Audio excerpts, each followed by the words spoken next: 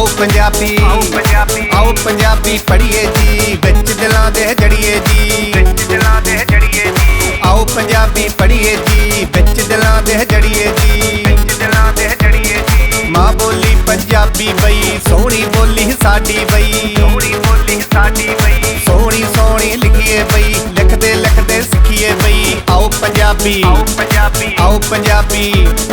आओ पंजाबी पढ़िए जी, बिच दिलां दे जड़िए जी। आओ पंजाबी पढ़िए जी, आओ पंजाबी पढ़िए जी, आओ पंजाबी पढ़िए जी।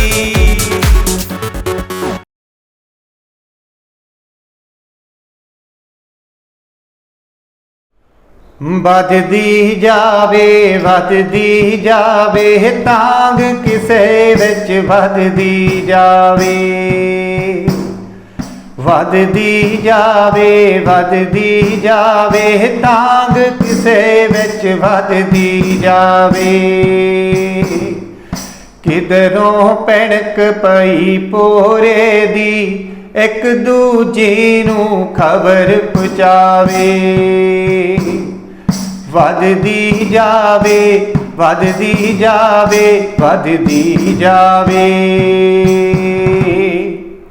ਪਿਆਰੇ ਵਿਦਿਆਰਥੀਓ, ਪਿਆਰ ਭਰੀ ਸਤਿ ਸ੍ਰੀ ਅਕਾਲ। ਇਹ ਜੋ ਕਵਿਤਾ ਮੈਂ ਗਾ ਕੇ ਤੁਹਾਡੇ ਨਾਲ ਸਾਂਝੀ ਕਰ ਰਿਹਾ ਸੀ, ਇਸ ਦਾ ਨਾਮ ਹੈ ਕੀੜੀ। ਇਹ ਕਵਿਤਾ ਗੁਰਮੁਖ ਸਿੰਘ ਮੁਸਾਫਰ ਜੀ ਦੀ ਲਿਖੀ ਹੋਈ ਹੈ। ਇਹ 9ਵੀਂ ਜਮਾਤ ਦੀ ਪੰਜਾਬੀ ਪੁਸਤਕ ਸਾਹਿਤਮਾਲਾ ਦੇ ਵਿੱਚ ਦਰਜ ਹੈ। ਕਵਿਤਾ ਤੇ ਵਾਚਕ ਦੀ ਜੋ ਪੁਸਤਕ ਹੈ ਉਸ ਦੇ ਵਿੱਚ ਇਹ ਕਵਿਤਾ ਦਰਜ ਹੈ। ਪਿਆਰੇ ਵਿਦਿਆਰਥੀਓ, ਸਾਹਿਤ ਦਾ ਬਹੁਤ ਵੱਡਾ ਯੋਗਦਾਨ ਹੁੰਦਾ ਹੈ ਸਾਡੇ ਜੀਵਨ ਦੇ ਵਿੱਚ। ਸਾਹਿਤ ਸਾਨੂੰ ਜਿੱਥੇ ਗਿਆਨ ਦਿੰਦਾ ਹੈ, ਉੱਥੇ ਸਾਡੀਆਂ ਜਿਹੜੀਆਂ ਮਨ ਦੀਆਂ ਭਾਵਨਾਵਾਂ ਹੁੰਦੀਆਂ ਨੇ, ਜੋ ਸਾਡੇ ਅੰਦਰ ਬਹੁਤ ਸਾਰੀਆਂ ਸੰਭਾਵਨਾਵਾਂ ਹੁੰਦੀਆਂ ਨੇ, ਉਹਨਾਂ ਨੂੰ ਬਲ ਦਿੰਦਾ ਹੈ, ਉਹਨਾਂ ਨੂੰ ਇੱਕ ਰਾਹ ਦਿੰਦਾ ਹੈ, ਸਾਡੇ ਮਨ ਨੂੰ ਨਵੀਂ ਦਿਸ਼ਾ ਦਿੰਦਾ ਹੈ, ਸਾਡੇ ਜੀਵਨ ਨੂੰ ਇੱਕ ਨਵੀਂ ਊਰਜਾ ਦਿੰਦਾ ਹੈ। ਸਾਹਿਤ ਦੇ ਵਿੱਚ ਉਹ ਸ਼ਕਤੀ ਹੁੰਦੀ ਹੈ, ਸ਼ਬਦਾਂ ਦੇ ਵਿੱਚ ਉਹ ਸ਼ਕਤੀ ਹੁੰਦੀ ਹੈ, ਜਿਹੜੀ ਕਿਸੇ ਡਿੱਗੇ ਪਏ ਇਨਸਾਨ ਨੂੰ ਵੀ ਖੜਾ ਕਰ ਦਿੰਦੀ ਹੈ ਅਤੇ ਉਸ ਦੇ ਜੀਵਨ ਦੇ ਵਿੱਚ ਜੋ ਗਤੀ ਹੁੰਦੀ ਹੈ ਉਸ ਨੂੰ ਹੋਰ ਤੇਜ਼ ਕਰ ਦਿੰਦੀ ਹੈ।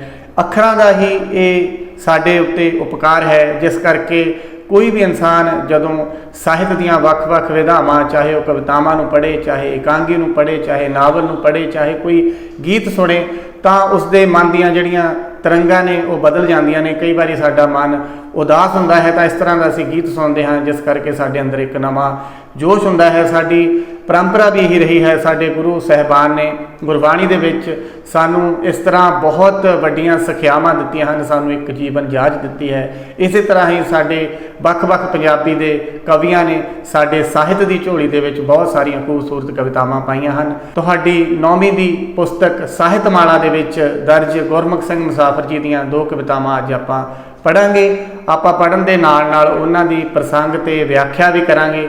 ਉਹਨਾਂ ਦੇ ਕੇਂਦਰੀ ਭਾਵ ਤੇ ਅਭਿਆਸ ਦੇ ਵਿੱਚ ਕੁਝ ਪ੍ਰਸ਼ਨ ਦਿੱਤੇ ਹੋਏ ਨੇ, ਆਪਾਂ ਉਹਨਾਂ ਬਾਰੇ ਵੀ ਗੱਲਬਾਤ ਕਰਾਂਗੇ। ਇਸ ਤੋਂ ਬਿਨਾਂ ਪਿਆਰੇ ਵਿਦਿਆਰਥੀਓ, ਕਵੀ ਕਵਿਤਾ ਦੇ ਨਾਲ ਨਾਲ ਸਾਨੂੰ ਹੋਰ ਬਹੁਤ ਕੁਝ ਸਮਝਾ ਦਿੰਦਾ ਹੈ, ਸਾਨੂੰ ਬਹੁਤ ਕੁਝ ਸੁਣਾ ਦਿੰਦਾ ਹੈ, ਸਾਡੇ ਅੰਦਰ ਬਹੁਤ ਸਾਰੇ ਇਸ ਤਰ੍ਹਾਂ ਦੇ ਸਵਾਲ ਪੈਦਾ ਕਰਦਾ ਹੈ ਕਵੀ। ਅਸੀਂ ਉਹਨਾਂ ਬਾਰੇ ਵੀ ਸੋਚਾਂਗੇ, ਉਹਨਾਂ ਬਾਰੇ ਵੀ ਗੱਲਬਾਤ ਕਰਾਂਗੇ।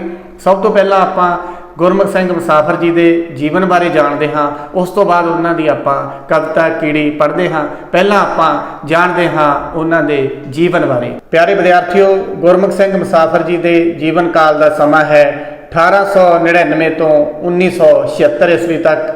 ਗਿਆਨੀ ਗੁਰਮੁਖ ਸਿੰਘ ਮੁਸਾਫਰ ਜੀ ਦਾ ਜਨਮ 15 ਜਨਵਰੀ 1899 ਈਸਵੀ ਵਿੱਚ ਭਾਈ ਸੁਜਾਨ ਸਿੰਘ ਦੇ ਘਰ ਪਿੰਡ ਅਦਵਾਲ, ਜ਼ਿਲ੍ਹਾ ਕੈਂਬਲਪੁਰ ਵਿੱਚ ਹੋਇਆ। ਕੁਝ ਦੇਰ ਮਾਸਟਰੀ ਕੀਤੀ। 1922 ਈਸਵੀ ਵਿੱਚ ਅਕਾਲੀ ਲਹਿਰ ਤੇ ਫਿਰ ਕਾਂਗਰਸ ਲਹਿਰ ਵਿੱਚ ਸ਼ਾਮਲ ਹੋਏ। ਦੇਸ਼ ਦੀ ਆਜ਼ਾਦੀ ਲਈ ਲੜਦਿਆਂ ਜੇਲ੍ਹਾਂ ਕੱਟੀਆਂ। ਆਜ਼ਾਦ ਭਾਰਤ ਵਿੱਚ ਉਹ ਲੋਕ ਸਭਾ ਦੇ ਮੈਂਬਰ ਅਤੇ ਪੰਜਾਬ ਦੇ ਮੁੱਖ ਮੰਤਰੀ ਵੀ ਰਹੇ। ਗਿਆਨੀ ਗੁਰਮੁਖ ਸਿੰਘ ਮੁਸਾਫਰ ਹੋਰਾਂ ਦੀ ਆਰੰਭਕ ਕਵਿਤਾ ਧਾਰਮਿਕ ਹੈ ਤੇ ਦੇਸ਼ ਭਗਤੀ ਦਾ ਅੰਸ਼ ਵੀ ਵਧੇਰੇ ਹੈ। ਇਹਨਾਂ ਦੀ ਬਹੁਤੀ ਸਾਹਿਤਕ ਰਚਨਾ ਜੇਲ੍ਹ ਸਮੇਂ ਦੀ ਹੈ। ਆਪਨੇ ਕਵਿਤਾ ਤੋਂ ਛੁੱਟ ਕਹਾਣੀਆਂ ਅਤੇ ਵਿਚਾਰ ਭਰਪੂਰ ਵਾਰਤਕ ਵੀ ਰਚੀ। ਇਹਨਾਂ ਦੀਆਂ ਪ੍ਰਸਿੱਧ ਰਚਨਾਵਾਂ ਇਹ ਹਨ: ਪ੍ਰੇਮ ਬਾਣ, ਜੀਵਨ ਪੰਧ, ਮੁਸਾਫਰੀਆਂ, ਸਸਤਾ ਤਮਾਸ਼ਾ, ਗੁਟਾਰ, ਗਾਂਧੀ ਗੀਤਾ ਆਦਿ। ਪਿਆਰੇ ਵਿਦਿਆਰਥੀਓ, ਬਹੁਤ ਹੀ ਖੂਬਸੂਰਤ ਰਚਨਾਵਾਂ ਗੁਰਮੁਖ ਸਿੰਘ ਮੁਸਾਫਰ ਜੀ ਨੇ ਸਾਡੇ ਸਾਹਿਤ ਦੀ ਝੋਲੀ ਪਾਈਆਂ ਨੇ। ਆਪਾਂ ਉਹਨਾਂ ਦੀ ਪਹਿਲੀ ਕਵਿਤਾ ਕੀੜੀ ਪਹਿਲਾਂ ਤੁਹਾਡੇ ਨਾਲ ਉਹ ਸਾਰੀ ਕਵਿਤਾ ਮੈਂ ਗਾ ਕੇ ਸਾਂਝੀ ਕਰਾਂਗਾ। ਇਸ ਤੋਂ ਬਾਅਦ ਆਪਾਂ ਕਵਿਤਾ ਦੇ ਅਰਥ ਕਰਦੇ ਜਾਵਾਂਗੇ। ਤੇ ਇਸ ਤੋਂ ਪਹਿਲਾਂ ਕਿ ਆਪਾਂ ਕਵਿਤਾ ਗਾ ਕੇ ਤੁਹਾਡੇ ਨਾਲ ਸਾਂਝੀ ਕਰਨੀ ਸ਼ੁਰੂ ਕਰੀਏ, ਤੁਸੀਂ ਆਪਣੇ ਕੋਲ ਕਾਪੀ ਤੇ ਪੈਨ ਜ਼ਰੂਰ ਰੱਖ ਲੈਣਾ, ਕਿਉਂਕਿ ਕਈ ਵਾਰ ਕੁਝ ਅਜਿਹੇ ਸ਼ਬਦ ਹੁੰਦੇ ਹਨ ਜਿਹੜੇ ਸਾਡੇ ਲਈ ਲਿਖ ਕੇ ਹੀ ਯਾਦ ਹੁੰਦੇ ਹਨ। ਲਿਖਣ ਤੋਂ ਬਾਅਦ ਜਦੋਂ ਅਸੀਂ ਉਹਨਾਂ ਨੂੰ ਬਾਰ-ਬਾਰ ਪੜ੍ਹਦੇ ਹਾਂ ਤਾਂ ਉਹ ਸਾਨੂੰ ਯਾਦ ਹੋ ਜਾਂਦੇ ਨੇ। ਅਗਰ ਅਸੀਂ ਕੁਝ ਸ਼ਬਦਾਂ ਨੂੰ ਲਿਖ ਲੈਂਦੇ ਹਾਂ ਤਾਂ ਉਹ ਸ਼ਬਦ ਸਾਨੂੰ ਲੰਬੀ ਦੇਰ ਤੱਕ ਯਾਦ ਰਹਿੰਦਾ ਹੈ। ਸੋ ਇਸ ਕਰਕੇ ਤੁਸੀਂ ਕਵਿਤਾ ਨੂੰ ਸੁਣਦਿਆਂ ਤੁਹਾਡੇ ਮਨ ਵਿੱਚ ਵੀ ਕੁਝ ਇਸ ਤਰ੍ਹਾਂ ਦੇ ਖਿਆਲ ਆ ਸਕਦੇ ਨੇ, ਕੁਝ ਇਸ ਤਰ੍ਹਾਂ ਦੇ ਨਵੇਂ ਸ਼ਬਦ ਆ ਸਕਦੇ ਨੇ, ਉਹਨਾਂ ਨੂੰ ਵੀ ਆਪਾਂ ਕਾਪੀ ਤੇ ਨੋਟ ਕਰ ਲੈਣਾ ਹੈ।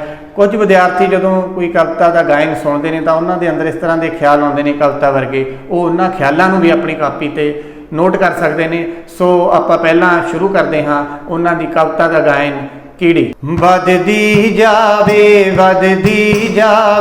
ਤਾਂਗ ਕਿਸੇ ਵਿੱਚ ਵੱਧਦੀ ਜਾਵੇ, ਕਿਧਰੋਂ ਭਿਣਕ ਪਈ ਪੋਰੇ ਦੀ ਇੱਕ ਦੂਜੀ ਨੂੰ ਖਬਰ ਪਹੁੰਚਾਵੇ। ਵੱਧਦੀ ਜਾਵੇ ਆਪਣੀ ਧੁਨ ਵਿੱਚ ਮਸਤੀ ਅੰਦਰ, ਨਹੀਂ ਛੱਡਦੀ ਉਦਮ ਦੀ ਵਾਦੀ। ਆਪਣੀ ਧੁਨ ਵਿੱਚ ਮਸਤੀ ਅੰਦਰ, ਨਹੀਂ ਛੱਡਦੀ ਉਦਮ ਦੀ ਵਾਦੀ। ਔਖੀ ਹੋ ਸੌਖੀ ਹੋ ਜਾਵੇ, ਵੱਧਦੀ ਜਾਵੇ। ਔੜ ਸੌੜ ਲਈ ਕਰੇ ਤਿਆਰੀ, ਕੀੜੀ ਨੂੰ ਵੀ ਜਾਨ ਪਿਆਰੀ। ਔੜ ਸੌੜ ਲਈ ਕਰੇ ਤਿਆਰੀ, ਕੀੜੀ ਨੂੰ ਵੀ ਜਾਨ ਪਿਆਰੀ। ਤੁਰਿਆ ਰਹਿਣਾ ਹੌਲੀ ਪਰ ਹਫਣਾ ਨਹੀਂ ਬਹਿਣਾ। ਤੁਰਿਆ ਰਹਿਣਾ ਹੌਲੀ ਪਰ ਹਫਣਾ ਨਹੀਂ ਬਹਿਣਾ। ਬਹੁਤੀ ਤੇਜੀ ਬਹੁਤ ਥਕਾਵੇ, ਹੁਟਿਆ ਮੰਜ਼ਲ ਦੂਰ ਦਿਸਾਵੇ। ਹੌਲੀ ਹੌਲੀ ਤੁਰਦੀ ਜਾਂਦੀ, ਤੁਰਦੀ ਜਾਂਦੀ। ਹੌਲੀ ਹੌਲੀ ਤੁਰਦੀ ਜਾਂਦੀ। ਧੁਨ ਦੇ ਪੱਕੇ ਧੀਰਜ ਵਾਲੇ, ਤੋਰ ਨਾ ਛੱਡਣ ਪੈਣ ਨਾ ਕਾਲੇ। ਨਦੀਆਂ ਚਾਲ ਗੰਭੀਰ ਚੱਲਦੀਆਂ, ਸ਼ੋਹ ਸਾਗਰ ਵਿੱਚ ਜਾ ਰਲਦੀਆਂ। ਥੰਮਣਾ ਰੁਕਣਾ ਮੌਤ ਨਿਸ਼ਾਨੀ, ਥੰਮਣਾ ਰੁਕਣਾ ਮੌਤ ਨਿਸ਼ਾਨੀ। ਦਏ ਸੜਾਂਦ ਖੜੋਤਾ ਪਾਣੀ, ਤੁਰਦੀ ਜਾਂਦੀ। ਇੱਕ ਦੂਜੀ ਨੂੰ ਨਾਲ ਰਲਾਂਦੀ। ਇੱਕ ਇਧਰੋਂ ਇੱਕ ਅੱਗੋਂ ਆਵੇ, ਇੱਕ ਦੂਜੀ ਨੂੰ ਨਾ ਟਕਰਾਵੇ। ਇੱਕ ਇਧਰੋਂ ਇੱਕ ਅੱਗੋਂ ਆਵੇ, ਇੱਕ ਦੂਜੀ ਨੂੰ ਨਾ ਟਕਰਾਵੇ। ਵੱਧਦੀ ਜਾਵੇ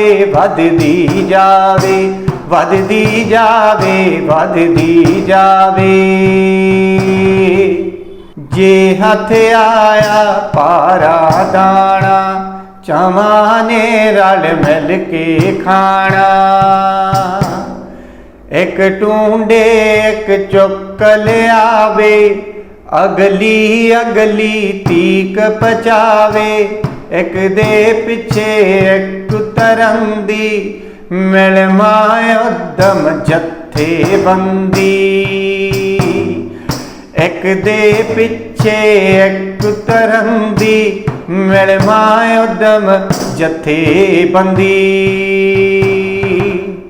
ਪਿਆਰੇ ਵਿਦਿਆਰਥੀਓ, ਕੀੜੀ ਦੀ ਉਦਾਹਰਨ ਦੇ ਕੇ ਕੀੜੀ ਦੇ ਜੀਵਨ ਬਾਰੇ ਕਿੰਨੀ ਖੂਬਸੂਰਤ ਤੇ ਕਿੰਨੀ ਵੱਡੀ ਸਿੱਖਿਆ ਦਿੰਦੀ ਕਵਿਤਾ ਗੁਰਮੁਖ ਸਿੰਘ ਮੁਸਾਫਰ ਜੀ ਨੇ ਰਚੀ ਹੈ। ਪਿਆਰੇ ਵਿਦਿਆਰਥੀਓ, ਮੇਰਾ ਖਿਆਲ ਆ ਵੀ ਕਿਸੇ ਵੀ ਵਿਦਿਆਰਥੀ ਨੇ ਕੀੜੀ ਨੂੰ ਰੁਕੇ ਹੋਏ ਨਹੀਂ ਵੇਖਿਆ ਹੋਣਾ, ਕਿਉਂਕਿ ਕੀੜੀ ਆਪਾਂ ਸਾਰਿਆਂ ਨੇ ਹਮੇਸ਼ਾ ਹੀ ਕੰਮ ਕਰਦਿਆਂ ਵੇਖੀ ਹੈ। ਇਸੇ ਤਰ੍ਹਾਂ ਹੀ ਕਵੀ ਸਾਨੂੰ ਇੱਕ ਬਹੁਤ ਵੱਡਾ ਸੁਨੇਹਾ ਵੀ ਇਸ ਕਵਿਤਾ ਦੇ ਰਾਹੀਂ ਦੇਣਾ ਚਾਹੁੰਦਾ ਹੈ ਕਿ ਜਿਹੜੇ ਲੋਕ ਕੀੜੀ ਵਾਂਗ ਲਗਾਤਾਰ ਨਿਰੰਤਰ ਮਿਹਨਤ ਕਰਦੇ ਨੇ, ਇੱਕ ਹੋਰ ਵੱਡਾ ਸੁਨੇਹਾ ਹੈ ਜਿਵੇਂ ਕਿ ਆਪਾਂ ਕਹਾਣੀ ਵੀ ਪੜ੍ਹੀ ਹੈ, ਏਕਤਾ ਵਿੱਚ ਬਲ ਹੈ। ਜਿਹੜੇ ਜਥੇਬੰਦਕ ਤੌਰ 'ਤੇ ਜਿਹੜੇ ਰਲ ਕੇ ਹੰਭਲਾ ਮਾਰਦੇ ਨੇ, ਰਲ ਕੇ ਮਿਹਨਤ ਕਰਦੇ ਨੇ, ਉਹ ਬਹੁਤ ਕੁਝ ਪ੍ਰਾਪਤ ਕਰ ਲੈਂਦੇ ਨੇ। ਇਸ ਤਰ੍ਹਾਂ ਦੀ ਬਹੁਤ ਵੱਡੀ ਸਿੱਖਿਆ ਵੀ ਹੈ ਤੇ ਬਹੁਤ ਖੂਬਸੂਰਤ ਉਹਨਾਂ ਵੱਲੋਂ ਲਿਖੀ ਹੋਈ ਕਵਿਤਾ ਵੀ ਹੈ। ਹੁਣ ਆਪਾਂ ਪਿਆਰੇ ਵਿਦਿਆਰਥੀਓ ਪ੍ਰਸੰਗ ਸਾਹਿਤ ਵਿਆਖਿਆ ਇਸ ਕਵਿਤਾ ਦੀ ਕਰਦੇ ਹਾਂ। ਵੱਧਦੀ ਜਾਵੇ ਤਾਂਘ ਕਿਸੇ ਵਿੱਚ ਵੱਧਦੀ ਜਾਵੇ, ਕਿਧਰੋਂ ਭਿਣਕ ਪਈ ਭੋਰੇ ਦੀ ਇੱਕ ਦੂਜੀ ਨੂੰ ਖਬਰ ਪਹੁੰਚਾਵੇ। ਵੱਧਦੀ ਜਾਵੇ ਆਪਣੀ ਧੁਨ ਵਿੱਚ ਮਸਤੀ ਅੰਦਰ ਨਹੀਂ ਛੱਡਦੀ, ਉਦਮ ਦੀ ਵਾਦੀ ਔਖੀ ਹੋ ਸੌਖੀ ਹੋ ਜਾਵੇ। ਵੱਧਦੀ ਜਾਵੇ ਇਸ ਦਾ ਪ੍ਰਸੰਗ ਆਪਾਂ ਇਸ ਤਰ੍ਹਾਂ ਲਿਖਾਂਗੇ। ਪਿਆਰੇ ਵਿਦਿਆਰਥੀਓ, ਇਹ ਕਾਵਿ ਟੋਟਾ ਸਾਹਿਤਮਾਲਾ ਪੁਸਤਕ ਵਿੱਚ ਦਰਜ ਗੁਰਮੁਖ ਸਿੰਘ ਮੁਸਾਫਰ ਦੀ ਕਵਿਤਾ ਕੀੜੀ ਵਿੱਚੋਂ ਲਿਆ ਗਿਆ ਹੈ। ਇਸ ਕਵਿਤਾ ਵਿੱਚ ਕਵੀ ਨੇ ਕੀੜੀ ਦੇ ਲਗਾਤਾਰ ਕੰਮ ਵਿੱਚ ਜੁਟੇ ਰਹਿਣ ਤੇ ਉਸ ਦੇ ਜਥੇਬੰਦਕ ਉਦਮ ਦਾ ਦ੍ਰਿਸ਼ ਪੇਸ਼ ਕੀਤਾ ਹੈ। ਜੇ ਆਪਾਂ ਵਿਆਖਿਆ ਕਰਨੀ ਹੋਵੇ ਤਾਂ ਵਿਆਖਿਆ ਆਪਾਂ ਇਸ ਤਰ੍ਹਾਂ ਕਰਾਂਗੇ। ਕਵੀ ਲਿਖਦਾ ਹੈ ਕਿ ਕੀੜੀ ਅੱਗੇ ਹੀ ਅੱਗੇ ਤੁਰਦੀ ਜਾਂਦੀ ਹੈ, ਉਹ ਕਿਸੇ ਚੀਜ਼ ਦੀ ਪ੍ਰਾਪਤੀ ਦੀ ਤਾਂਘ ਵਿੱਚ ਅੱਗੇ ਹੀ ਅੱਗੇ ਵੱਧਦੀ ਜਾਂਦੀ ਹੈ। ਜੇਕਰ ਉਸ ਨੂੰ ਕਿਸੇ ਪਾਸਿਓਂ ਅੰਨ ਦੇ ਕਿਣਕੇ ਦੀ ਸੂਹ ਲੱਗ ਜਾਵੇ ਤਾਂ ਇੱਕ ਕੀੜੀ ਝਟਪਟ ਦੂਜੀ ਤੱਕ ਖਬਰ ਪਹੁੰਚਾ ਦਿੰਦੀ ਹੈ। ਉਹ ਆਪਣੀ ਲਗਨ ਅਤੇ ਮਸਤੀ ਵਿੱਚ ਤੁਰਦੀ ਹੋਈ ਲਗਾਤਾਰ ਉਦਮ ਵਿੱਚ ਜੁਟੇ ਰਹਿਣ ਦੇ ਆਪਣੇ ਸੁਭਾਅ ਨੂੰ ਨਹੀਂ ਛੱਡਦੀ। ਇਸ ਤਰ੍ਹਾਂ ਉਦਮ ਕਰਦਿਆਂ ਭਾਵੇਂ ਉਸ ਨੂੰ ਪਹਿਲਾਂ ਔਖੀ ਹੋਣਾ ਪੈਂਦਾ ਹੈ, ਪਰੰਤੂ ਮਗਰੋਂ ਇਹ ਉਦਮ ਹੀ ਉਸ ਨੂੰ ਸੁੱਖ ਦਿੰਦਾ ਹੈ। ਅਰਥਾਤ ਉਹ ਗਰਮੀ ਦੇ ਮੌਸਮ ਵਿੱਚ ਲਗਾਤਾਰ ਉਦਮ ਨਾਲ ਅੰਨ ਇਕੱਠਾ ਕਰਦੀ ਹੈ ਅਤੇ ਸਿਆਲ ਵਿੱਚ ਆਰਾਮ ਨਾਲ ਬੈਠ ਕੇ ਖਾਂਦੀ ਹੈ। ਔੜ ਸੌੜ ਲਈ ਕਰੇ ਤਿਆਰੀ, ਕੀੜੀ ਨੂੰ ਵੀ ਜਾਨ ਪਿਆਰੀ। ਤੁਰਿਆ ਰਹਿਣਾ ਹੌਲੀ ਪਰ ਹਫਣਾ ਨਹੀਂ ਬਹਿਣਾ, ਬਹੁਤੀ ਤੇਜ਼ੀ ਬਹੁਤ ਥਕਾਵੇ, ਟਿਆਂ ਮੰਜ਼ਲ ਦੂਰ ਦਸਾਵੇ। ਹੌਲੀ ਤੁਰਦੀ ਜਾਂਦੀ ਲਗਾਤਾਰ ਉਦਮ ਵਿੱਚ ਜੁਟੀ ਹੋਈ ਕੀੜੀ ਔਖੇ ਸਮਿਆਂ ਅਰਥਾਤ ਸਰਦੀ ਦੀ ਰੁੱਤ ਲਈ ਅੰਨ ਦਾ ਭੰਡਾਰ ਜਮ੍ਹਾਂ ਕਰਨ ਲੱਗੀ ਰਹਿੰਦੀ ਹੈ। ਆਖਰ ਉਸ ਨੂੰ ਵੀ ਹੋਰਨਾਂ ਜੀਵਾਂ ਵਾਂਗ ਆਪਣੀ ਜਾਨ ਪਿਆਰੀ ਹੈ। ਲਗਾਤਾਰ ਹੌਲੀ ਤੁਰਦੇ ਰਹਿਣਾ ਉਸ ਦਾ ਸੁਭਾਅ ਹੈ, ਉਹ ਤੇਜ਼ ਨਹੀਂ ਤੁਰਦੀ। ਔੜ ਸੌੜ ਲਈ ਕਰੇ ਤਿਆਰੀ, ਕੀੜੀ ਨੂੰ ਵੀ ਜਾਨ ਪਿਆਰੀ। ਪਿਆਰੇ ਵਿਦਿਆਰਥੀਓ, ਕਵੀ ਕਹਿੰਦਾ ਹੈ ਕਿ ਔਖੇ ਸਮਿਆਂ ਲਈ ਭਾਵੇਂ ਉਹ ਸਿਆਲ ਦਾ ਹੋਵੇ, ਭਾਵੇਂ ਉਹ ਸੋਕੇ ਦਾ ਹੋਵੇ, ਗਰਮੀ ਦਾ ਹੋਵੇ, ਭਾਵੇਂ ਉਹ ਬਹੁਤ ਮੀਂਹ ਦਾ ਸਮਾਂ ਹੋਵੇ, ਉਹਦੇ ਲਈ ਕੀੜੀ ਪਹਿਲਾਂ ਹੀ ਤਿਆਰੀ ਕਰਕੇ ਰੱਖਦੀ ਹੈ, ਕਿਉਂਕਿ ਉਹ ਆਪਣੇ ਲਈ ਅੰਨ ਇਕੱਠਾ ਕਰਕੇ ਆਪਣੀ ਖੁੱਡ ਦੇ ਵਿੱਚ ਲਿਜਾ ਰਹੀ ਹੈ। ਕੀੜੀ ਨੂੰ ਵੀ ਬਾਕੀ ਜੀਵ ਜੰਤੂਆਂ ਦੇ ਵਾਂਗ ਆਪਣੀ ਜਾਨ ਪਿਆਰੀ ਹੈ। ਤੁਰਿਆ ਰਹਿਣਾ ਹੌਲੀ ਪਰ ਹਫਣਾ ਨਹੀਂ ਬਹਿਣਾ। ਉਹ ਹੌਲੀ ਲਗਾਤਾਰ ਨਿਰੰਤਰ ਚੱਲਦੀ ਰਹਿੰਦੀ ਹੈ। ਉਹ ਹਫ ਕੇ ਕਦੇ ਵੀ ਬੈਠ ਨਹੀਂ ਜਾਂਦੀ। ਬਹੁਤੀ ਤੇਜ਼ੀ ਬਹੁਤ ਥਕਾਵੇ, ਹੁੱਟਿਆਂ ਮੰਜ਼ਲ ਦੂਰ ਦਿਸਾਵੇ। ਕਈ ਵਾਰੀ ਬਹੁਤੀ ਤੇਜ਼ੀ ਨਾਲ ਤੁਰ ਕੇ ਇਨਸਾਨ ਥੱਕ ਜਾਂਦਾ, ਪਰ ਜੋ ਸਹਿਜਤਾ ਨਾਲ ਹੌਲੀ ਲਗਾਤਾਰ ਆਪਣੀ ਮੰਜ਼ਿਲ ਵੱਲ ਚੱਲਦਾ ਜਾਂਦਾ, ਉਸ ਨੂੰ ਥਕੇਵਾਂ ਤੇ ਅਕੇਵਾਂ ਤੇ ਨਿਰਾਸ਼ਤਾ ਨਹੀਂ ਹੁੰਦੇ। ਇਸੇ ਤਰ੍ਹਾਂ ਕੀੜੀ ਦੀ ਉਦਾਹਰਨ ਕਵੀ ਨੇ ਸਾਨੂੰ ਦਿੱਤੀ ਹੈ ਕਿ ਜਦੋਂ ਅਸੀਂ ਰੁਕ ਜਾਂਦੇ ਹਾਂ ਤਾਂ ਸਾਨੂੰ ਆਪਣੀ ਮੰਜ਼ਿਲ ਬਹੁਤ ਦੂਰ ਦਿਸਣ ਲੱਗ ਜਾਂਦੀ ਹੈ। ਇਸ ਕਰਕੇ ਸਾਨੂੰ ਲਗਾਤਾਰ ਚੱਲਦੇ ਰਹਿਣਾ ਚਾਹੀਦਾ, ਲਗਾਤਾਰ ਅਭਿਆਸ ਕਰਨਾ ਚਾਹੀਦਾ। ਕਿਸੇ ਵੀ ਖੇਤਰ ਦੇ ਵਿੱਚ ਜੇ ਅਸੀਂ ਸਫਲ ਹੋਣਾ ਤਾਂ ਸਾਨੂੰ ਆਪਣੀ ਲਗਾਤਾਰਤਾ ਜਿਹੜੀ ਆ ਉਹ ਹਮੇਸ਼ਾ ਹੀ ਜਾਰੀ ਰੱਖਣੀ ਪਵੇਗੀ। ਕੀੜੀ ਤੋਂ ਸਾਨੂੰ ਇਹੀ ਸਿੱਖਿਆ ਮਿਲਦੀ ਹੈ। ਤੁਰਦੀ ਜਾਂਦੀ ਭਾਵ ਕੀੜੀ ਲਗਾਤਾਰ ਤੁਰਦੀ ਜਾ ਰਹੀ ਹੈ। ਧੁਨ ਦੇ ਪੱਕੇ ਧੀਰਜ ਵਾਲੇ, ਤੋਰ ਨਾ ਛੱਡਣ ਪੈਣ ਨਾ ਕਾਲੇ। ਕਈ ਵਾਰ ਸਾਨੂੰ ਜੀਵਨ ਦੇ ਵਿੱਚ ਇਸ ਤਰ੍ਹਾਂ ਦੀਆਂ ਸਥਿਤੀਆਂ ਦਾ ਵੀ ਸਾਹਮਣਾ ਕਰਨਾ ਪੈਂਦਾ ਜਦੋਂ ਅਸੀਂ ਬਹੁਤ ਕਾਹਲੀ ਕਰਦੇ ਹਾਂ। ਤਾਂ ਜਿਵੇਂ ਇੱਕ ਮੁਹਾਵਰਾ ਵੀ ਆ ਵੀ ਕਾਹਲੀ ਅੱਗੇ ਟੋਏ, ਇਸੇ ਤਰ੍ਹਾਂ ਦੀ ਉਦਾਹਰਨ ਕਵੀ ਨੇ ਸਾਨੂੰ ਦਿੱਤੀ ਹੈ ਕਿ ਕਈ ਵਾਰੀ ਕਾਹਲ ਦੇ ਵਿੱਚ ਅਸੀਂ ਪੈਰ ਛੱਡ ਦਿੰਦੇ ਹਾਂ, ਥਿੜਕ ਜਾਂਦੇ ਹਾਂ ਆਪਣੇ ਨਿਸ਼ਾਨੇ ਤੋਂ, ਆਪਣੇ ਕੰਮਾਂ ਤੋਂ, ਆਪਣੀ ਮੰਜ਼ਿਲ ਤੋਂ। ਇਸ ਕਰਕੇ ਜਿਹੜੇ ਧੁਨ ਦੇ ਪੱਕੇ ਧੀਰਜ ਵਾਲੇ, ਮਤਲਬ ਜਿਨ੍ਹਾਂ ਦੇ ਵਿੱਚ ਸਬਰ ਸੰਤੋਖ ਹੁੰਦਾ ਤੇ ਇਰਾਦੇ ਦੇ ਪੱਕੇ ਹੁੰਦੇ ਨੇ, ਉਹ ਆਪਣੀ ਤੋਰ ਨਹੀਂ ਛੱਡਦੇ, ਉਹ ਲਗਾਤਾਰ ਚੱਲਦੇ ਰਹਿੰਦੇ ਨੇ। ਭਾਵੇਂ ਉਹਨਾਂ ਨੂੰ ਮੁਸ਼ਕਲਾਂ ਆਉਣ, ਭਾਵੇਂ ਸਮਾਂ ਸੁਖਾਵਾਂ ਹੋਵੇ, ਭਾਵੇਂ ਹਾਲਾਤ ਉਹਨਾਂ ਦੇ ਪੱਖ 'ਚ ਨਾ ਹੋਣ, ਫਿਰ ਵੀ ਉਹ ਲਗਾਤਾਰ ਅੱਗੇ ਵੱਧਦੇ ਰਹਿੰਦੇ ਨੇ। ਨਦੀਆਂ ਚਾਲ ਗੰਭੀਰ ਚੱਲਦੀਆਂ ਸ਼ੌਹ ਸਾਗਰ ਵਿੱਚ ਜਾ ਰਲਦੀਆਂ। ਨਦੀਆਂ ਹੌਲੀ ਹੌਲੀ ਸਹਿਜਤਾ ਨਾਲ ਵਗਦੀਆਂ ਜਾਂਦੀਆਂ ਨੇ ਤੇ ਜਾ ਕੇ ਆਖਰ ਸਮੁੰਦਰ ਦੇ ਵਿੱਚ, ਸਾਗਰ ਦੇ ਵਿੱਚ ਜਾ ਕੇ ਰਲ ਜਾਂਦੀਆਂ ਨੇ। ਥੰਮਣਾ ਰੁਕਣਾ, ਮੌਤ ਨਿਸ਼ਾਨੀ, ਦਏ ਸੜਾਂਦ, ਖੜੋਤਾ, ਪਾਣੀ, ਤੁਰਦੀ ਜਾਂਦੀ। ਤੁਸੀਂ ਵੇਖਿਆ ਹੋਣਾ ਜਦੋਂ ਕਿਤੇ ਪਾਣੀ ਖੜਾ ਰਹਿ ਜਾਵੇ ਕਿਸੇ ਟੋਏ ਦੇ ਵਿੱਚ ਤਾਂ ਉਸ ਵਿੱਚੋਂ ਸੜਾਂਦ ਮਾਰਨ ਲੱਗ ਜਾਂਦੀ ਹੈ, ਬਦਬੂ ਆਉਣ ਲੱਗ ਜਾਂਦੀ ਹੈ। ਇਸੇ ਤਰ੍ਹਾਂ ਜੇ ਸਾਡੇ ਵਿਚਾਰ ਰੁਕ ਜਾਣ, ਜੇ ਸਾਡੀ ਤੋਰ ਰੁਕ ਜਾਵੇ, ਜੇ ਸਾਡਾ ਜੀਵਨ ਰੁਕ ਜਾਵੇ, ਜਿਵੇਂ ਕਵੀ ਨੇ ਕਿਹਾ ਹੈ ਕਿ ਥੰਮਣਾ ਰੁਕਣਾ, ਮੌਤ ਨਿਸ਼ਾਨੀ, ਮੌਤ ਤੋਂ ਬਾਅਦ ਇਨਸਾਨ ਨੇ ਰੁਕ ਜਾਣਾ ਹੈ। ਸਮਝ ਲਓ ਜੇ ਕੋਈ ਇਨਸਾਨ ਆਪਣੇ ਜੀਵਨ ਦੇ ਵਿੱਚ ਕਿਸੇ ਕੰਮ ਕਰਨ ਤੋਂ ਰੁਕ ਗਿਆ ਤਾਂ ਉਹ ਵੀ ਇੱਕ ਮੌਤ ਦੀ ਤਰ੍ਹਾਂ ਹੀ ਕਵੀ ਨੇ ਕਿਹਾ ਹੈ ਕਿ ਸਾਨੂੰ ਲਗਾਤਾਰ ਕੀੜੀ ਦੇ ਵਾਂਗ ਤੁਰਦੇ ਰਹਿਣਾ ਚਾਹੀਦਾ ਹੈ। ਕੀੜੀਆਂ ਦੇ ਵਿੱਚ ਇੱਕ ਆਪਸੀ ਭਾਈਚਾਰਾ ਬਹੁਤ ਹੁੰਦਾ, ਇੱਕ ਦੂਜੀ ਨੂੰ ਨਾਲ ਰਲਾਉਂਦੀ, ਇੱਕ ਇੱਧਰੋਂ ਇੱਕ ਅੱਗੋਂ ਆਵੇ, ਇੱਕ ਦੂਜੀ ਨੂੰ ਨਾ ਟਕਰਾਵੇ, ਵੱਧਦੀ ਜਾਵੇ। ਕੀੜੀਆਂ ਲਗਾਤਾਰ ਖੱਬੇ ਸੱਜੇ ਵੱਡੀ ਗਿਣਤੀ ਵਿੱਚ ਵੀ ਆਉਂਦੀਆਂ ਜਾਂਦੀਆਂ ਹੋਣ, ਫਿਰ ਵੀ ਉਹ ਆਪਸ ਵਿੱਚ ਨਹੀਂ ਟਕਰਾਉਂਦੀਆਂ। ਜੇ ਉਹਨਾਂ ਨੂੰ ਲੱਗੇ ਕਿ ਦੂਸਰੀ ਕੀੜੀ ਆ ਰਹੀ ਹੈ ਤਾਂ ਇੱਕ ਦੂਸਰੀ ਨੂੰ ਉਹ ਰਾਹ ਛੱਡ ਕੇ ਆਪ ਉਹ ਖੱਬੇ ਸੱਜੇ ਦੀ ਹੋ ਕੇ ਅੱਗੇ ਲੰਘ ਜਾਂਦੀਆਂ ਨੇ। ਇੱਕ ਦੂਜੀ ਨੂੰ ਨਾਲ ਰਲਾਉਂਦੀਆਂ ਨੇ, ਇੱਕ ਦੂਜੀ ਨੂੰ ਖਬਰ ਵੀ ਪਹੁੰਚਾਉਂਦੀਆਂ ਨੇ ਤੇ ਇੱਕ ਦੂਜੀ ਦੇ ਨਾਲ ਟਕਰਾਉਂਦੀਆਂ ਵੀ ਨਹੀਂ। ਇਸ ਤਰ੍ਹਾਂ ਦੀ ਬਹੁਤ ਵੱਡੀ ਸਿੱਖਿਆ ਹੈ ਸਾਡੇ ਲਈ ਕੀੜੀਆਂ ਤੋਂ ਕਿ ਜਦੋਂ ਅਸੀਂ ਸੜਕਾਂ ਤੇ ਰਾਹਾਂ ਵਿੱਚ ਜਾਂ ਮੰਜ਼ਲਾਂ ਤੇ ਕਿਤੇ ਵੀ ਜਾਣਾ ਹੈ ਤਾਂ ਕਿਵੇਂ ਕਿਸੇ ਨੂੰ ਰਾਹ ਦੇਣਾ ਹੈ, ਕਿਵੇਂ ਕਿਸੇ ਤੋਂ ਰਾਹ ਲੈਣਾ ਹੈ। ਸਾਨੂੰ ਜ਼ਿੰਦਗੀ ਦੇ ਸਫ਼ਰ ਵਿੱਚ ਚੱਲਦਿਆਂ ਇਹ ਕੀੜੀਆਂ ਬਹੁਤ ਵੱਡੀ ਸਿੱਖਿਆ ਦਿੰਦੀਆਂ ਨੇ, ਕੀੜੀਆਂ ਬਹੁਤ ਵੱਡੀ ਪ੍ਰੇਰਨਾ ਦਿੰਦੀਆਂ ਨੇ।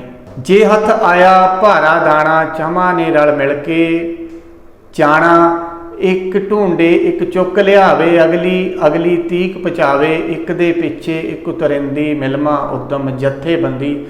ਆਪਾਂ ਬਹੁਤ ਵਾਰ ਵੇਖਿਆ ਹੈ ਕਿ ਕਈ ਵਾਰੀ ਕੋਈ ਦਾਣਾ ਵੱਡਾ ਹੁੰਦਾ, ਕੀੜੀ ਦੇ ਸਾਈਜ਼ ਤੋਂ ਕਈ ਗੁਣਾ ਵੱਡਾ ਹੁੰਦਾ, ਫਿਰ ਇੱਕ ਕੀੜੀ ਦੂਜੀ ਨੂੰ ਜਾ ਕੇ ਦੱਸਦੀ ਆ, ਦੂਜੀ ਤੀਜੀ ਨੂੰ ਦੱਸਦੀ ਆ, ਫਿਰ ਉਹ ਰਲ ਕੇ ਇੱਕ ਦਾਣੇ ਨੂੰ ਖਿੱਚ ਕੇ ਆਪਣੀ ਖੁੱਡ ਵੱਲ ਨੂੰ ਲਿਜਾ ਰਹੀਆਂ ਹੁੰਦੀਆਂ ਨੇ। ਜਿੱਥੇ ਉਹਨਾਂ ਨੇ ਉਸ ਨੂੰ ਸੰਭਾਲਣਾ ਹੁੰਦਾ, ਆਪਣੇ ਭੰਡਾਰ ਕਰਨਾ ਹੁੰਦਾ, ਉੱਥੇ ਨੂੰ ਖਿੱਚ ਕੇ ਲਿਜਾ ਰਹੀਆਂ ਹੁੰਦੀਆਂ। ਇੱਕ ਦੂਜੀ ਨੂੰ ਖਬਰ ਦਿੰਦੀ ਆ, ਦੂਜੀ ਤੀਜੀ ਨੂੰ ਦਿੰਦੀ ਆ, ਰਲ ਕੇ ਉਸ ਦਾਣੇ ਨੂੰ ਉੱਥੇ ਲੈ ਜਾਂਦੀਆਂ ਨੇ। ਇਸੇ ਤਰ੍ਹਾਂ ਹੀ ਇੱਕ ਕੀੜੀ ਉਹ ਦਾਣਾ ਲੱਭਦੀ ਆ ਤੇ ਦੂਸਰੀਆਂ ਨੂੰ ਆ ਕੇ ਦੱਸਦੀ ਆ ਕਿ ਭਾਰੇ ਦਾਣੇ ਨੂੰ ਸਾਰੀਆਂ ਉਹ ਰਲ ਕੇ ਉਠਾ ਕੇ ਲੈ ਜਾਂਦੀਆਂ ਨੇ। ਮਿਲਮਾ ਉਦਮ ਜਥੇਬੰਦੀ ਦੀ ਬਹੁਤ ਵੱਡੀ ਸਿੱਖਿਆ ਦਿੱਤੀ ਹੈ ਕਵੀ ਨੇ ਕਿ ਜੇ ਅਸੀਂ ਜੀਵਨ ਦੇ ਵਿੱਚ ਜਥੇਬੰਦ ਹੋ ਕੇ, ਜੇ ਅਸੀਂ ਸਾਰੇ ਰਲ ਕੇ ਕੋਈ ਵੀ ਕੰਮ ਕਰਾਂਗੇ ਤਾਂ ਸਾਡਾ ਸਮਾਜ, ਸਾਡਾ ਦੇਸ਼, ਸਾਰੀ ਸ੍ਰਿਸ਼ਟੀ ਆ ਜਿਹੜੀ ਉਹ ਬਹੁਤ ਵਿਕਾਸ ਕਰਦੀ ਆ, ਬਹੁਤ ਅੱਗੇ ਵਧਦੀ ਆ। ਹੁਣ ਤੱਕ ਜਿੰਨੀਆਂ ਵੀ ਖੋਜਾਂ ਹੋਈਆਂ ਨੇ ਇੱਕ ਦੂਜੇ ਦੇ ਸਹਿਯੋਗ ਨਾਲ, ਹੁਣ ਤੱਕ ਜਿੰਨੇ ਵੀ ਕੰਮ ਹੋਏ ਨੇ ਇੱਕ ਦੂਜੇ ਦੇ ਸਹਿਯੋਗ ਨਾਲ, ਇਸੇ ਤਰ੍ਹਾਂ ਹੀ ਉਹ ਬਹੁਤ ਉਹਨਾਂ ਦੇ ਵਿੱਚ ਤਰੱਕੀ ਕਰੀ ਹੈ ਸਾਡੇ ਦੇਸ਼ ਨੇ, ਸਾਡੇ ਲੋਕਾਂ ਨੇ।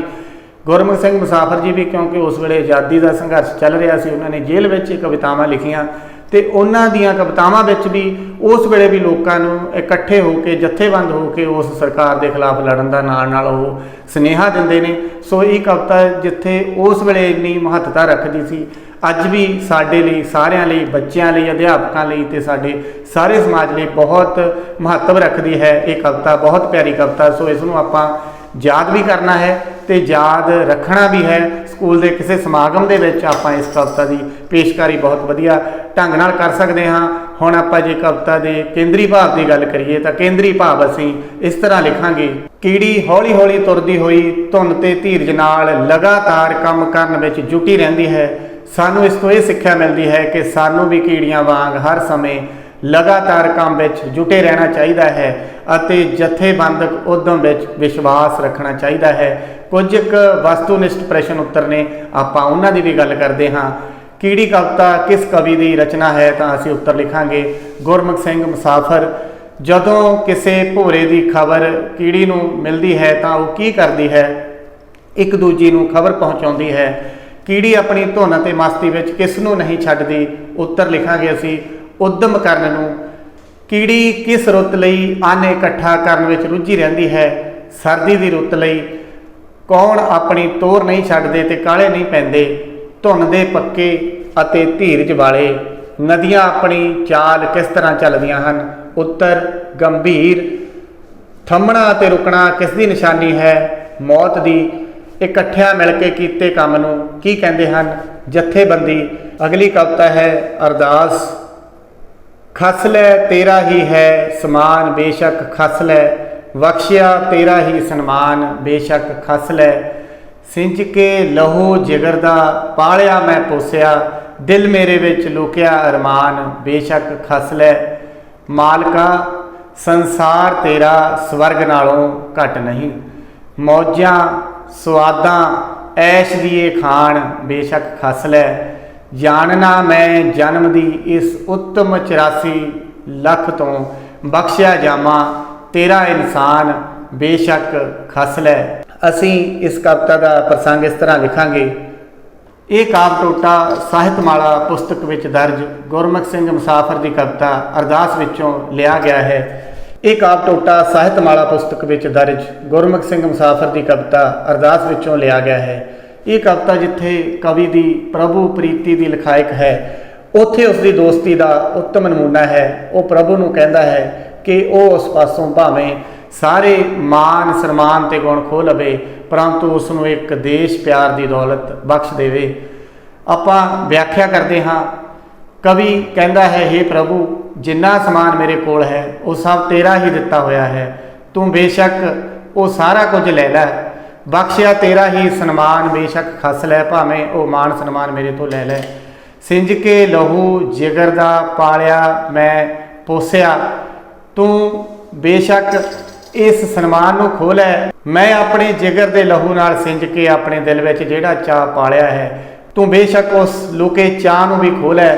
ਹੇ ਮਾਲਕ ਤੇਰਾ ਇਹ ਸੰਸਾਰ ਕਿਸੇ ਸਵਰਗ ਤੋਂ ਘੱਟ ਨਹੀਂ, ਇਹ ਮੌਜਾਂ ਸਵਾਦਾਂ ਤੇ ਐਸ਼ਾਂ ਦੀ ਖਾਣ ਹੈ, ਤੂੰ ਬੇਸ਼ੱਕ ਇਹ ਵੀ ਖੋਹ ਲੈ। ਮੈਂ ਇਹ ਵੀ ਜਾਣਦਾ ਹਾਂ ਕਿ ਮੇਰਾ ਇਹ ਮਨੁੱਖੀ ਜਨਮ 84 ਲੱਖ ਜੂਨਾਂ ਵਿੱਚ ਸਭ ਤੋਂ ਉੱਤਮ ਹੈ, ਪਰ ਇਹ ਇਨਸਾਨੀ ਰੂਪ ਤੂੰ ਬਖਸ਼ਿਆ ਹੈ, ਤੂੰ ਬੇਸ਼ੱਕ ਮੇਰੇ ਕੋਲੋਂ ਇਹ ਰੂਪ ਵੀ ਖੋਹ ਲੈ, ਪਰ ਇੱਕ ਚੀਜ਼ ਨਾ ਖੋਹੀ। ਅਗਲੀਆਂ ਸਤਰਾਂ ਦੇ ਵਿੱਚ ਆਪਾਂ ਪੜ੍ਹਦੇ ਹਾਂ, ਉਹ ਕਿਹੜੀ ਚੀਜ਼ ਹੈ? ਮਾਣ ਹੈ ਮੈਨੂੰ ਮੇਰੀ ਜਾਦੂ ਬਿਆਨੀ ਤੇ ਬੜਾ, ਬੇਅਸਰ ਕਰਦੇ ਬੇਸ਼ੱਕ ਇਹ ਮਾਣ ਬੇਸ਼ੱਕ ਖਸ ਲੈ। ਕਵੀ ਕਹਿੰਦਾ ਹੈ ਕਿ ਬੇਸ਼ੱਕ ਮੈਨੂੰ ਬਹੁਤ ਮਾਣ ਹੈ ਕਿ ਮੈਂ ਬਹੁਤ ਵੱਡਾ ਬੁਲਾਰਾ ਹਾਂ, ਮੇਰੇ ਕੋਲੇ ਬਹੁਤ ਵਧੀਆ ਲਹਿਜਾ ਹੈ, ਬਹੁਤ ਵਧੀਆ ਸ਼ਬਦ ਨੇ, ਬਹੁਤ ਵਧੀਆ ਮੈਂ ਪੇਸ਼ਕਾਰੀ ਕਰ ਸਕਦਾ ਹਾਂ, ਬੇਸ਼ੱਕ ਮੇਰੇ ਤੋਂ ਇਹ ਮਾਣ ਵੀ ਲੈ ਲੈ। ਹੁਜਤਾਂ ਦਲੀਲਾਂ ਫਲਸਫੇ ਮਰਜਾਂ ਦਿਮਾਗੀ ਲੱਗੀਆਂ, ਉਲਟ ਛੱਡ ਇਹ ਖੋਪਰੀ ਸਭ ਗਿਆਨ ਬੇਸ਼ੱਕ ਖਸ ਲੈ। ਕਵੀ ਕਹਿੰਦਾ ਹੈ ਕਿ ਬੇਸ਼ੱਕ ਤੂੰ ਮੈਨੂੰ ਬਹੁਤ ਗਿਆਨ ਦਿੱਤਾ ਹੈ, ਮੇਰੇ ਕੋਲ ਕਿਸੇ ਨਾਲ ਵੀ ਬਹਿਸ ਕਰਨ ਲਈ ਬਹੁਤ ਦਲੀਲਾਂ ਨੇ, ਮੇਰੇ ਕੋਲੇ ਬਹੁਤ ਫਲਸਫੇ ਨੇ, ਮੇਰੇ ਕੋਲੇ ਮੇਰੇ ਦਿਮਾਗ ਦੇ ਵਿੱਚ ਬਹੁਤ ਸਾਰੇ ਇਸ ਤਰ੍ਹਾਂ ਦੇ ਨੁਕਤੇ ਨੇ, ਤੂੰ ਬੇਸ਼ੱਕ ਮੇਰੀ ਖੋਪਰੀ ਦੇ ਵਿੱਚੋਂ ਇਹ ਸਾਰਾ ਕੁਝ ਕੱਢ ਦੇ। ਬੇਸ਼ੱਕ ਮੇਰਾ ਸਾਰਾ ਗਿਆਨ, ਮੇਰਾ ਸਾਰਾ ਚਾਨਣ ਜੋ ਵੀ ਮੇਰੇ ਕੋਲ ਹੈ, ਬੇਸ਼ੱਕ ਉਹ ਸਾਰਾ ਕੁਝ ਮੇਰੇ ਤੋਂ ਲੈ ਲੈ, ਪਰ ਕੀ ਨਾ ਮੇਰੇ ਕੋਲੋਂ ਨਹੀਂ। ਅਗਲੀਆਂ ਲਾਈਨਾਂ ਦੇ ਵਿੱਚ ਆਪਾਂ ਉਹ ਪੜ੍ਹਦੇ ਹਾਂ। ਮੋਹ ਦੀਆਂ ਕੜੀਆਂ ਦੇ ਵਿੱਚ ਲੰਮੀ ਉਮਰ ਇੱਕ ਕੈਦ ਹੈ, ਖਸ ਲੈ ਮੇਰੀ ਜਵਾਨੀ ਪ੍ਰਾਣ ਬੇਸ਼ੱਕ ਖਸ ਲੈ। ਬੇਸ਼ੱਕ ਮੇਰੇ ਤੇ ਜਵਾਨੀ ਹੈ, ਮੇਰੀ ਜਿਹੜੀ ਜ਼ਿੰਦਗੀ ਹੈ, ਮੇਰਾ ਜਿਹੜਾ ਜੀਵਨ ਹੈ, ਮੇਰੀ ਜਿਹੜੀ ਉਮਰ ਹੈ, ਮੇਰੇ ਇੱਥੇ ਬਹੁਤ ਰਿਸ਼ਤੇ ਨਾਤੇ ਨੇ, ਮੋਹ ਦੀਆਂ ਕੜੀਆਂ ਨੇ, ਬਹੁਤ ਵੱਡਾ ਸੰਸਾਰ ਹੈ ਮੇਰਾ, ਦੋਸਤੀਆਂ ਦਾ, ਮੇਰੇ ਪਿਆਰਾਂ ਦਾ, ਮੇਰੇ ਸਤਿਕਾਰ ਦਾ। ਬੇਸ਼ੱਕ ਮੇਰੀ ਜਵਾਨੀ ਵੀ ਲੈ ਲੈ, ਮੇਰੇ ਪ੍ਰਾਣ ਵੀ ਲੈ ਲੈ, ਪਰ ਮੇਰੇ ਕੋਲੋਂ ਇੱਕ ਚੀਜ਼ ਨਾ ਲਵੀਂ। ਉਹ ਕਿਹੜੀ ਚੀਜ਼ ਹੈ? ਇੱਕ ਬਖਸ਼ ਦੇ ਸਿਰਫ ਇੱਕ ਦੌਲਤ ਵਤਨ ਦੇ ਪਿਆਰ ਦੀ, ਫਿਰ ਬੇਸ਼ੱਕ ਮਰਜ਼ੀ ਤੇਰੀ ਜਿੰਦ ਜਾਨ ਬੇਸ਼ੱਕ ਖਸ ਲੈ। ਅਖੀਰਲੀਆਂ ਲਾਈਨਾਂ ਦੇ ਵਿੱਚ ਕਵੀ ਕਹਿੰਦਾ ਹੈ ਕਿ ਮੈਨੂੰ ਸਿਰਫ ਤੇ ਸਿਰਫ ਮੇਰੇ ਕੋਲ ਜਿਹੜੀ ਦੌਲਤ ਹੈ ਦੇਸ਼ ਦੇ ਪਿਆਰ ਦੀ, ਮੇਰੀ ਆਪਣੀ ਮਿੱਟੀ ਨਾਲ ਪਿਆਰ ਦੀ, ਉਹ ਮੇਰੇ ਕੋਲ ਰਹਿਣ ਦੇ। ਇਸ ਕਵਿਤਾ ਦਾ ਕੇਂਦਰੀ ਭਾਵ ਅਸੀਂ ਇਸ ਤਰ੍ਹਾਂ ਲਿਖਾਂਗੇ। ਇੱਕ ਦੇਸ਼ ਭਗਤ ਦੀ ਇਹੋ ਇੱਛਾ ਹੁੰਦੀ ਹੈ ਕਿ ਪ੍ਰਮਾਤਮਾ ਉਸ ਪਾਸੋਂ ਹੋਰ ਭਾਵੇਂ ਸਭ ਕੁਝ ਖੋਹ ਲਵੇ, ਪਰੰਤੂ ਉਸ ਨੂੰ ਦੇਸ਼ ਭਗਤੀ ਦੀ ਦੌਲਤ ਨਾਲ ਮਾਲਾ ਮਾਲ ਰੱਖੇ। ਇਸ ਤੋਂ ਬਿਨਾਂ ਕੁਝ ਵਸਤੂਨਿਸ਼ਟ ਪ੍ਰਸ਼ਨ ਉੱਤਰ ਨੇ, ਆਪਾਂ ਉਹਨਾਂ ਦੀ ਗੱਲ ਕਰਦੇ ਹਾਂ। ਗੁਰਮੁਖ ਸਿੰਘ ਮੁਸਾਫਰ ਦੀ ਕਿਸੇ ਕਵਿਤਾ ਦਾ ਨਾਂ ਲਿਖੋ, ਅਰਦਾਸ। ਕਵਿਤਾ ਅਰਦਾਸ ਵਿੱਚ ਖਸ ਲੈ ਸ਼ਬਦ ਤੋਂ ਤੁਹਾਡਾ ਕੀ ਭਾਵ ਹੈ? ਖੋਹ ਲੈ ਜਿਗਰ ਦਾ ਲਹੂ ਸਿੰਜ ਕੇ ਕਵੀ ਨੇ ਕਿਸ ਨੂੰ ਪਾਲਿਆ ਹੈ? ਆਪਣੇ ਦਿਲ ਵਿੱਚ ਚਾਹ ਨੂੰ। ਪਰਮਾਤਮਾ ਦੁਆਰਾ ਸਾਜਿਆ ਹੋਇਆ ਸੰਸਾਰ ਕਵੀ ਨੂੰ ਕਿਸ ਤਰ੍ਹਾਂ ਦਾ ਪ੍ਰਤੀਤ ਹੁੰਦਾ ਹੈ? ਸਵਰਗ ਇਹ ਮਨੁੱਖਾ ਜਨਮ ਕਿਸ ਤੋਂ ਵਧੇਰੇ ਉੱਤਮ ਮੰਨਿਆ ਗਿਆ ਹੈ? 84 ਲੱਖ ਜੂਨਾਂ ਤੋਂ। ਮੋਹ ਦੀਆਂ ਕੜੀਆਂ ਵਿੱਚ ਬੱਧੀ ਹੋਈ ਇਹ ਲੰਬੀ ਉਮਰ ਕਿਸ ਵਾਂਗ ਪ੍ਰਤੀਤ ਹੁੰਦੀ ਹੈ? ਕੈਦ ਵਾਂਗ ਕਵੀ ਪਰਮਾਤਮਾ ਪਾਸੋਂ ਕਿਹੜੀ ਦੌਲਤ ਦੀ ਮੰਗ ਕਰਦਾ ਹੈ? ਵਤਨ ਦੇ ਪਿਆਰ ਦੀ। ਕੁਝ ਔਖੇ ਸ਼ਬਦਾਂ ਦੇ ਅਰਥ ਸਾਡੀ ਪਾਠ ਪੁਸਤਕ ਦੇ ਵਿੱਚ ਦਿੱਤੇ ਹਨ। ਕੁਝ ਔਖੇ ਸ਼ਬਦਾਂ ਦੇ ਅਰਥ: ਤਾਂਘ, ਇੱਛਾ, ਖਿੱਚ, ਚਾਹ, ਭਿਣਕ, ਖਬਰ, ਉਗ ਸੁਗ, ਸੂ, ਭੂਰਾ, ਛੋਟਾ ਟੁਕੜਾ, ਕਿਣਕਾ, ਔੜ ਸੌੜ, ਸੋਕਾ, ਹਫਣਾ, ਹੰਬਣਾ, ਥੱਕਣਾ, ਹੁੱਟਿਆਂ ਥੱਕਿਆਂ ਹੋਇਆਂ ਨੂੰ, ਗੰਭੀਰ, ਧੀਰਜ ਵਾਲੀ, ਸੰਜੀਦਾ, ਸ਼ੌ ਸਾਗਰ, ਮਹਾਸਾਗਰ, ਖਸ ਲੈ, ਖੋਹ ਲੈ, ਜਾਦੂ ਬਿਆਨੀ ਜਿਸ ਦੇ ਬਿਆਨ ਵਿੱਚ ਜਾਦੂ ਵਰਗਾ ਅਸਰ ਹੋਵੇ, ਹੁਜਤਾਂ, ਬਹਾਨਾ, ਬੇਮਤਲਬ ਦਲੀਲਬਾਜ਼ੀ, ਫਲਸਫੇ, ਦਰਸ਼ਨ ਸ਼ਾਸਤਰ। ਇਸ ਤਰ੍ਹਾਂ ਔਖੇ ਸ਼ਬਦਾਂ ਦੇ ਅਰਥਾਂ ਤੋਂ ਬਾਅਦ ਜੇ ਆਪਾਂ ਗੱਲ ਕਰੀਏ, ਕੁਝ ਕੁ ਹੋਰ ਪ੍ਰਸ਼ਨ ਸਾਡੀ ਪੁਸਤਕ ਦੇ ਵਿੱਚ ਦਿੱਤੇ ਹਨ। ਕੀੜੀ ਕਵਿਤਾ ਰਾਹੀਂ ਕਵੀ ਆਪਣੇ ਪਾਠਕਾਂ ਨੂੰ ਕੀ ਸੁਨੇਹਾ ਦਿੰਦਾ ਹੈ? ਆਪਣੇ ਸ਼ਬਦਾਂ ਵਿੱਚ ਲਿਖੋ। ਸੋ ਪਿਆਰੇ ਵਿਦਿਆਰਥੀਓ, ਅਸੀਂ ਵਿਆਖਿਆ ਤੋਂ ਸਮਝ ਚੁੱਕੇ ਹਾਂ ਕਿ ਕਵੀ ਸਾਨੂੰ ਲਗਾਤਾਰ ਨਿਰੰਤਰ ਮਿਹਨਤ ਕਰਦੇ ਰਹਿਣ ਤੇ ਚੱਲਦੇ ਰਹਿਣ ਦੀ ਸਿੱਖਿਆ ਦਿੰਦਾ ਹੈ। ਅਰਦਾਸ ਕਵਿਤਾ ਦਾ ਕੇਂਦਰੀ ਭਾਵ ਅਸੀਂ ਕਰ ਚੁੱਕੇ ਹਾਂ। ਅਰਦਾਸ ਕਵਿਤਾ ਵਿੱਚ ਕਵੀ ਕਿਸ ਚੀਜ਼ ਦੀ ਮੰਗ ਕਰਦਾ ਹੈ? ਕਵੀ ਕਿ ਬੇਸ਼ੱਕ ਮੇਰੇ ਤੋਂ ਜ਼ਿੰਦਗੀ ਦੀ ਹਰ ਖੂਬਸੂਰਤ ਸ਼ੈ ਤੂੰ ਖੋਹ ਲੈ, ਪਰ ਦੇਸ਼ ਦੇ ਪਿਆਰ ਦੀ ਦੌਲਤ ਮੇਰੇ ਕੋਲ ਰਹਿਣ ਦੇ। ਇਸ ਚੀਜ਼ ਦੀ ਮੰਗ ਕਵੀ ਪਰਮਾਤਮਾ ਪਾਸੋਂ ਕਰਦਾ ਹੈ। ਹੇਠ ਦਿੱਤੇ ਕਾਵਿ ਟੋਟਿਆਂ ਦੀ ਪ੍ਰਸੰਗ ਸਹਿਤ ਵਿਆਖਿਆ ਕਰੋ। ਆਪਾਂ ਸਾਰੀ ਕਵਿਤਾ ਦੀ ਪ੍ਰਸੰਗ ਸਹਿਤ ਵਿਆਖਿਆ ਕਰ ਚੁੱਕੇ ਹਾਂ। ਧੁੰਨ ਦੇ ਪੱਕੇ, ਧੀਰਜ ਵਾਲੇ, ਤੋਰ ਨਾ ਛੱਡਣ, ਪੈੜ ਨਾ ਕਾਲੇ, ਨਦੀਆਂ ਚਾਲ ਗੰਭੀਰ ਚਲਦੀਆਂ, ਸ਼ੌਹ ਸਾਗਰ ਵਿੱਚ ਜਾ ਰਲਦੀਆਂ, ਥੰਮਣਾ ਰੁਕਣਾ ਮੌਤ ਨਿਸ਼ਾਨੀ, ਦਏ ਸਦਾਤ ਖੜੋਤਾ ਪਾਣੀ। ਸੋ ਪਿਆਰੇ ਵਿਦਿਆਰਥੀਓ, ਅੱਜ ਅਸੀਂ ਗੁਰਮੁਖ ਸਿੰਘ ਮੁਸਾਫਰ ਜੀ ਦੀਆਂ ਦੋ ਕਵਿਤਾਵਾਂ ਕੀੜੀ ਅਤੇ ਅਰਦਾਸ, ਦੋਨੋਂ ਹੀ ਬਹੁਤ ਖੂਬਸੂਰਤ ਕਵਿਤਾਵਾਂ ਅਸੀਂ ਬੜੇ ਹੀ ਧਿਆਨ ਨਾਲ ਸੁਣੀਆਂ, ਪੜ੍ਹੀਆਂ, ਵਿਚਾਰੀਆਂ, ਸਮਝੀਆਂ, ਜਾਣੀਆਂ। ਸੋ ਜਿੱਥੇ ਕਵਿਤਾਵਾਂ ਦੇ ਨਾਲ ਸਾਨੂੰ ਸੁਣ ਕੇ ਆਨੰਦ ਆਇਆ, ਬਹੁਤ ਕੁਝ ਨਵਾਂ ਸਿੱਖਣ ਨੂੰ ਮਿਲਿਆ, ਉੱਥੇ ਸਾਡੇ ਜੀਵਨ ਲਈ ਵੀ ਨਵੇਂ ਅਨੁਭਵ ਸਾਨੂੰ ਪਤਾ ਲੱਗੇ ਕਿ ਇੱਕ ਸਾਡੇ ਉਹ ਮਹਾਨ ਕਵੀ ਜਿਹੜੇ ਪੰਜਾਬ ਦੇ ਮੁੱਖ ਮੰਤਰੀ ਵੀ ਰਹੇ, ਅਤੇ ਉਹਨਾਂ ਦੇ ਅੰਦਰ ਆਪਣੇ ਦੇਸ਼ ਲਈ ਕਿੰਨਾ ਪਿਆਰ ਸੀ, ਆਪਣੀ ਮਿੱਟੀ ਲਈ ਕਿੰਨਾ ਪਿਆਰ ਸੀ। ਭਾਵੇਂ ਉਹਨਾਂ ਨੂੰ ਜੇਲ੍ਹ ਵੀ ਜਾਣਾ ਪਿਆ ਉਸ ਵੇਲੇ ਦੇਸ਼ ਦੀ ਆਜ਼ਾਦੀ ਦੇ ਸੰਘਰਸ਼ ਲਈ, ਫਿਰ ਵੀ ਉਹਨਾਂ ਨੇ ਉਸ ਸਮੇਂ ਨੂੰ ਆਪਣੀਆਂ ਕਵਿਤਾਵਾਂ ਦੇ ਜ਼ਰੀਏ ਖੂਬਸੂਰਤ ਢੰਗ ਨਾਲ ਸਫਲਾ ਬਣਾਇਆ। ਜਿੱਥੇ ਸਾਡੇ ਲਈ ਪ੍ਰੇਰਨਾ ਦੇਣ ਵਾਲੀਆਂ ਕਵਿਤਾਵਾਂ ਲਿਖੀਆਂ, ਉਸ ਵੇਲੇ ਦੇ ਨੌਜਵਾਨਾਂ ਲਈ ਵੀ, ਉਸ ਵੇਲੇ ਦੇ ਲੋਕਾਂ ਲਈ ਵੀ, ਅੱਜ ਦੇ ਸਮੇਂ ਵੀ ਸਾਡੇ ਵਿਦਿਆਰਥੀ ਅਧਿਆਪਕਾਂ ਲਈ ਅਤੇ ਸਾਡੇ ਸਮਾਜ ਲਈ ਇਹੋ ਜਿਹੀਆਂ ਕਵਿਤਾਵਾਂ ਸੇਧ ਦਿੰਦੀਆਂ ਨੇ। ਸਾਡੇ ਲਈ ਅੱਜ ਵੀ ਪ੍ਰੇਰਨਾ ਦਾ ਹਿੱਸਾ ਨੇ, ਸਾਡੇ ਜੀਵਨ ਦਾ ਹਿੱਸਾ ਨੇ। ਅੱਜ ਦੀਆਂ ਦੋਨੋਂ ਕਵਿਤਾਵਾਂ ਨੇ ਸਾਡੇ ਜੀਵਨ ਦੇ ਵਿੱਚ ਜ਼ਰੂਰ ਕੋਈ ਵਧੀਆ ਤਬਦੀਲੀ ਲੈ ਕੇ ਆਉਣੀ ਹੈ। ਤੁਸੀਂ ਇਸ ਗੱਲ ਨੂੰ ਮਹਿਸੂਸ ਕਰਦੇ ਹੋਵੋਗੇ ਕਿ ਜਦੋਂ ਵੀ ਅਸੀਂ ਕੀੜੀ ਨੂੰ ਤੁਰਦੀ ਹੋਈ ਵੇਖਣਾ ਹੈ ਤਾਂ ਸਾਡੇ ਅੰਦਰ ਕਿਸ ਤਰ੍ਹਾਂ ਦੀਆਂ ਭਾਵਨਾਵਾਂ ਆਉਣਗੀਆਂ ਅੱਜ ਤੋਂ ਬਾਅਦ, ਕਿਉਂਕਿ ਅੱਜ ਤੋਂ ਬਾਅਦ ਹਮੇਸ਼ਾ ਹੀ ਸਾਨੂੰ ਇਹ ਕਵਿਤਾ ਜ਼ਰੂਰ ਯਾਦ ਆਵੇਗੀ। ਜਦੋਂ ਵੀ ਅਸੀਂ ਕੀੜੀ ਤੁਰਦੀ ਹੋਈ ਵੇਖਾਂਗੇ, ਜਦੋਂ ਵੀ ਅਸੀਂ ਅਰਦਾਸ ਕਰਾਂਗੇ ਤਾਂ ਕਵੀ ਦੀ ਕੀਤੀ ਹੋਈ ਅਰਦਾਸ ਸਾਨੂੰ ਹਮੇਸ਼ਾ ਹੀ ਯਾਦ ਰਹੇਗੀ। ਪਿਆਰੇ ਵਿਦਿਆਰਥੀਓ, ਅੱਜ ਲਈ ਇੰਨਾ ਹੀ। ਮਿਲਦੇ ਹਾਂ ਕਿਸੇ ਹੋਰ ਆਪਾਂ ਪਾਠ ਦੇ ਵਿੱਚ।